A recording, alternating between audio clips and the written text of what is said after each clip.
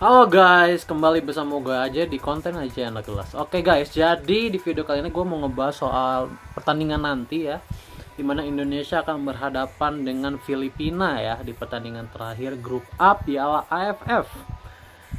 Oke, jadi kalau melihat peta kekuatan Indonesia lawan Filipina, Indonesia ini sebenarnya sangat diuntungkan ya di pertandingan kali ini. Kenapa? Karena pertama kita main di kandang sendiri di Manahan Solo. Kemudian juga tiket sold out, jadi banyak juga penonton yang datang. Yang kedua, kita punya waktu recovery yang sangat panjang. Waktu recovery yang sangat panjang, dimana kita punya waktu recovery sebanyak 6 hari. Berbeda dengan Filipina, yang waktu recovery-nya ini hanya 3 hari, ditambah mereka baru aja habis-habisan menghadapi Vietnam ya kemarin dan imbang 1-1.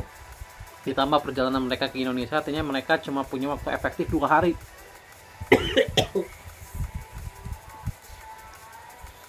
Mereka cuma punya waktu recovery 2 hari aja. Jadi 2 hari dengan 6 hari. Harusnya timnas Indonesia sekarang sedang ada di kondisi yang 100% ya. Jadi gua rasa udah nggak ada alasan untuk kalah lawan Filipina melihat situasi ini gitu. Oke, kalau melihat peta kekuatan grup A ya, Indonesia dan Filipina ini masih punya peluang untuk lolos, di mana Indonesia tergantung dari hasil melawan Vietnam menghadapi Myanmar, karena kita poinnya sekarang sama dengan Myanmar ya. Kita sekarang poinnya sama dengan Myanmar. Jadi kalau Myanmar imbang, kita pun harus imbang minimal. Kalau Myanmar menang, kita pun minimal harus menang. Jadi ini bakal tergantung guys. Tapi kalau melihat Myanmar yang akan menghadapi Vietnam, gua rasa Myanmar sih bisa ya dikalahin sama Vietnam ya.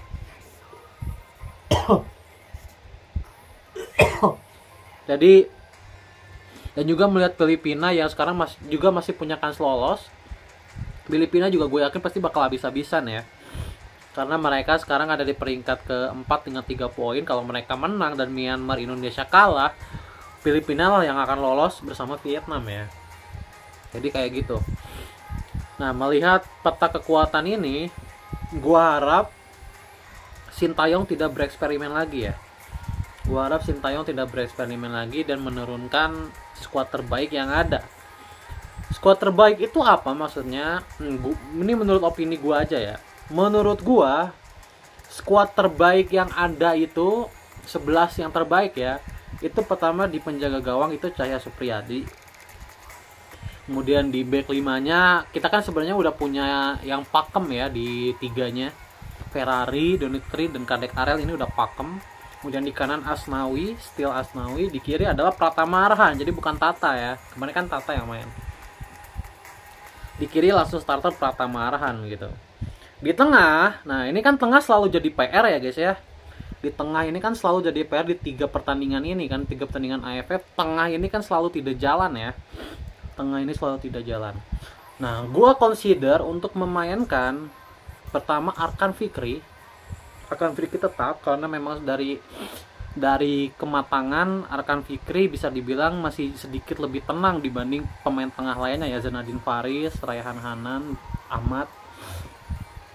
Dan yang menemani Arkan Fikri di tengah adalah Marcelino Ferdinand. Kenapa gue pilih Marcelino? Supaya di tengah ini ada yang bisa mengalirkan bola, ada yang bisa menjadi penyeimbang, ada yang bisa membawa bola dari belakang ke depan. Kan kita tahu Marcelino punya capability itu, dia passing dia bagus, kontrol dia bagus, dribbling dia juga bagus. Kemudian visi main, terutama visi main dia kan luar biasa ya kan, di atas pemain-pemain Indonesia lainnya. Jadi Marcelino considering gue akan jadikan playmaker di tengah, Marcelino Ferdinand ya. Dan di 3 depannya ini gue akan mainkan di tengah Hoki Caraka sebagai striker tengah, Rafael Strike di kiri, dan juga Victor Detan di kanan. Jadi 3 itu dari bench yang ada ya, 3 itu gue rasa udah yang terbaik ya yang kita punya. Di bench ini kan ada Arkan Kakak, ada Raihan Hanan ya, setahu gue ada siapa lagi ya, cuma ada itu aja ya. Jadi gue akan mainkan 3 itu di depan.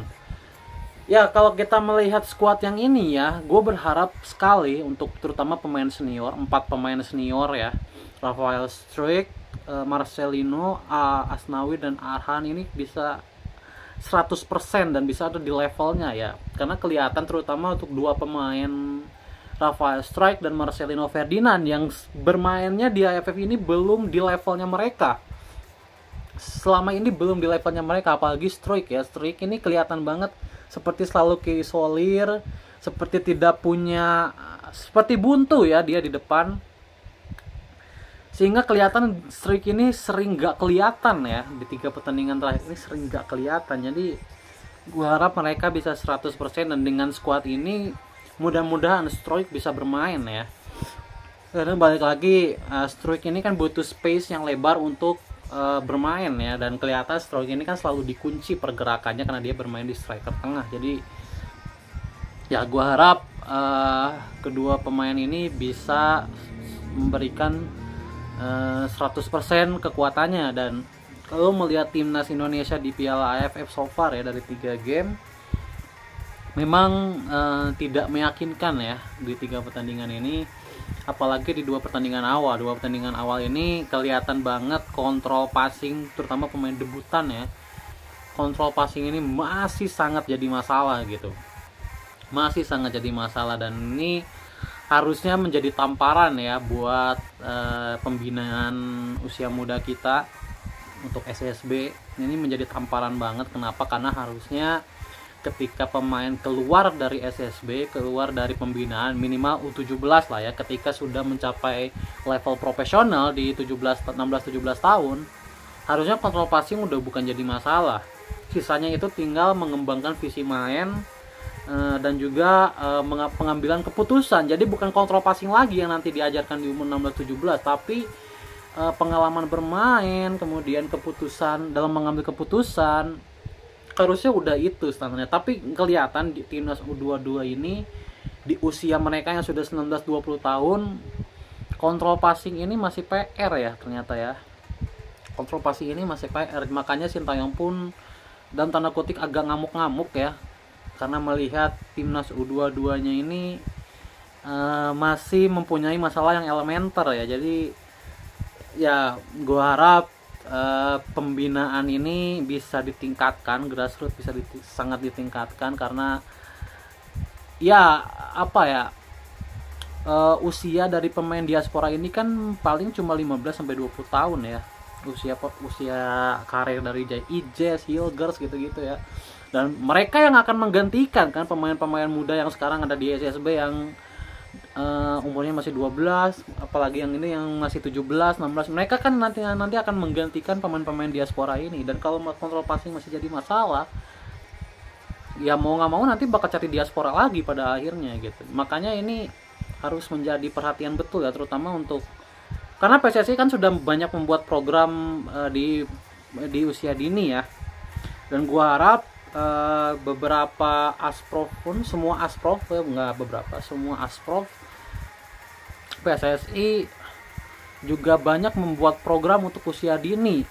Kalau bisa dari U7 lah, U7, U8, jadi supaya nanti kalau misalkan dihadapan lagi dengan ajang-ajang seperti ini yang tidak mengharuskan pemain utama untuk ikut, pemain-pemain yang ada, pemain-pemain muda yang ada ini bisa still perform gitu, bisa still perform. Jadi tidak seperti yang sekarang ini masih banyak PR-nya gitu. Di pertandingan ketiga lawan Vietnam sudah membaik sebenarnya, jadi kontrol passing udah kelihatan tidak terlalu menjadi masalah ya, tapi visi main masih kelihatan banget. Pemain di Indonesia ini seperti tidak punya cara untuk mengalirkan bola ke depan gitu, itu masih menjadi PR gitu ya. Oke, semoga nanti di lawan Filipina itu sudah tidak lagi menjadi masalah, dan gue memang consider Marcelino bermain di tengah ya, supaya di tengah ini ada yang bisa ngontrol gitu. Oke, gitu aja. Bye. Semoga Indonesia menang ya.